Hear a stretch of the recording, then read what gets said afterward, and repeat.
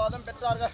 வாக்குவாதம் நடத்தினார்களா? அப்பொழுது அர்ஜுனானவர் யாரப்பா என்று சொல்லி வாக்குவாதம் புரியும் போது தன்னுடைய கையில் இருக்கும் காண்டிபத்தினால் பரமசிவனுடைய ஜடாபரம் சிதறபடி அடித்தாராம்.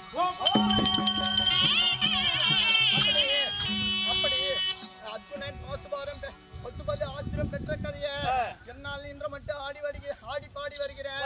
அப்படி இந்த சபையில் எத்தனையோ பிள்ளைகள் இருந்தாலும் எத்தனையோ தவறுகள் இருந்தாலும் கையளவு அல்லாதது உலக அளவு இந்த சிறுவன் என்னால முடிந்த அளவுக்கு ஆடி பாடி வருகிறேன்.